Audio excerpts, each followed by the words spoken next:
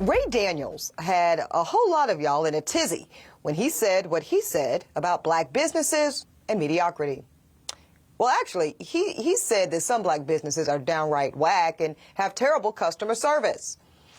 And the reality is, he didn't exactly lie. Some do. But I also very much understand the smoke that he received.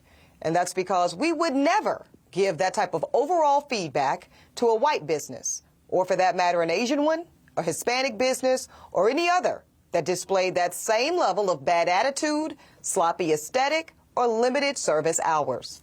That is also true. But they do say that virtue lies in the middle, and they say it for a reason.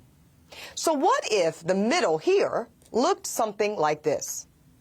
Black people absolutely have the right to be as mediocre, average, or even raggedy as we permit white folks to be on a daily basis. Black people should not have to live up to beacons of constant perfection or be held to superior standards in order to just be deemed good enough.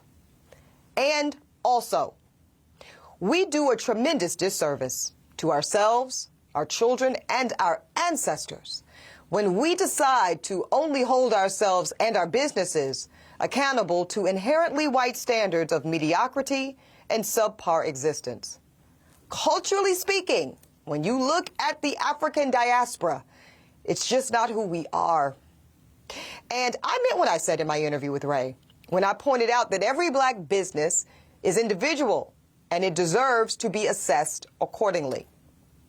Also true, cultural norms and generalities do come from somewhere.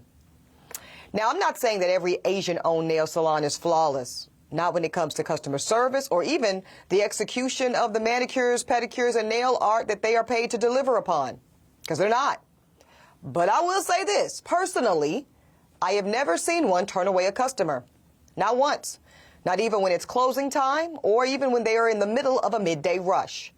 Asian salons, generally speaking, have earned a reputation for being just very flexible when it comes to accommodating the schedules of their clientele. They will not turn away that client or that dollar. And I'm not going to exaggerate other aspects of their business model right now. I'm not going to say that they are in any way the ideal or the standard. But I am going to point to that one part, that flexibility of schedule, and say that there is a possibility, an opportunity for black-owned nail salons to consider the economic impact it could invite when it affords more black patrons the opportunity to do what so many of us want to do in the first place, and that is to only spend our black dollars with black businesses.